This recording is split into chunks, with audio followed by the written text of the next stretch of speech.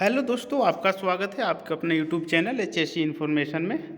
आज हम इस वीडियो में बात करेंगे lifting and rigging safety. Lifting and rigging safety क्या होता है, उसमें क्या क्या हजार्ड्स होते हैं और उस हजार्ड से बचने के लिए क्या क्या प्रिकॉशन लेते हैं, क्या क्या सावधानी लेते हैं। तो चलिए वीडियो स्टार्ट करते हैं।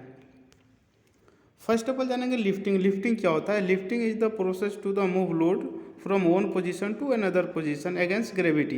किसी भी मटेरियल को एक जगह से दूसरी जगह मूव करते हैं उसे हम लिफ्टिंग बोलते हैं। वो हम मैनुअली भी करते हैं, मैकेनिकली भी करते हैं। यदि वेट ऑफ लोड कम हो वो हम मैनुअली करते हैं, वेट ऑफ लोड ज़्यादा हो उसे हम मैकेनिकली करते हैं। तो आई थिंक आप समझ गए लिफ्टिंग क्या होता है। अब हम बात करेंगे रिगिंग क्या होता है। Rigging is the process of safely securing load and moving the load with the help of lifting. Lifting दौरान मटेरियल को सेफली सिक्योर करने का जो प्रोसेस होता है उसे हम रिगिंग बोलते हैं। डैट मीन्स क्रेन का हुक और मटेरियल के बीच का जो भी प्रोसेस होता है उसे हम रिगिंग बोलते हैं। जो पर्सन उसमें काम करते हैं उनको हम रिगर बोलते हैं। तो आई थिंक आप समझ गए कि लिफ्टिंग और रिगिंग क्या होता है। अब हम बात करेंगे लिफ्टिंग एंड रिगिंग दौरान किन किन हजार्ड्स को सामना करना पड़ता है। Hazards during lifting work. Suspended load, कोई भी मटेरियल लिफ्ट हुआ है उसके नीचे खड़ा होना वो भी एक हजार्ड है। फेलियर ऑफ लोड, लोड को फेल होना वो भी एक हजार्ड है। क्रेन कोलैप्स वो भी एक हजार्ड है। Damage tools and tackles, damage tool and tackles का यूज करना वो भी एक हजार्ड है।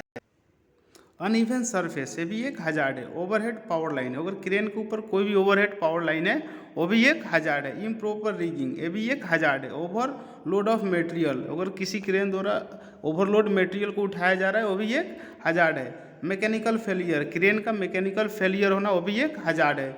हजार्डेस वेदर कंडीशन, ये भी एक हजार्ड है। अनऑथोराइज पर्सन, ये भी एक हजार्ड है। इम्प्रॉपर सिग्नल वो भी एक हजार्ड है। Precaution during lifting work, lifting work दौरान क्या क्या हम सावधानी लेते हैं। परमिट टू वर्क होना चाहिए, लिफ्टिंग प्लान होना चाहिए, third party inspection and colour coding of crane tools and tackles. Third party inspection होना चाहिए क्रेन का, टूल टेकल्स का एंड कलर कोडिंग होना चाहिए। All safety devices must be operational, crane में जो भी सेफ्टी डिवाइस है वो ऑपरेशनल होना चाहिए। जैसे लिमिट स्विच हो वो काम करना होना चाहिए। SLI आपका कैलिब्रेटेड होना चाहिए, ऑपरेशनल होना चाहिए। Daily inspection of crane, crane का डेली इंस्पेक्शन होना चाहिए। Lifting area must be barricaded and sign display, जो लिफ्टिंग एरिया है जहाँ पे आप लिफ्टिंग करने जा रहे हो एरिया बैरिकेड होना चाहिए, साइनेज बोर्ड प्रोवाइड होना चाहिए। Do not bypass SLI during lifting, lifting दौरान SLI को बाईपास करके क्रेन को नहीं चलाना चाहिए। Only trend and approve rigger shall be give signal, only trend जो रीगर होते हैं वो सिग्नल देना चाहिए जो थर्ड पार्टी द्वारा अप्रूव किए गए हों।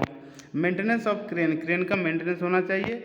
Do not stand under of suspended load, suspended load के नीचे खड़ा नहीं होना चाहिए। Outrigger shall be completely extended, outrigger completely extend होना चाहिए। Crane shall be position on level compacted ground, crane जो है कम्पेक्टेड एंड लेवल ग्राउंड पे पोजीशन होना चाहिए। टू टेगलाइन रोप यूज होना चाहिए। ग्रीन टैग प्रोवाइड होना चाहिए जो P&M सेफ्टी थ्रू इंस्पेक्शन के बाद क्रेन पे ग्रीन टैग प्रोवाइड किया जाता है। तो आई थिंक आप समझ गए कि लिफ्टिंग एंड रिगिंग क्या होता है, उसमें क्या क्या खतरे होते हैं और उस खतरे से बचने के लिए हम क्या क्या सावधानी लेके काम करते हैं।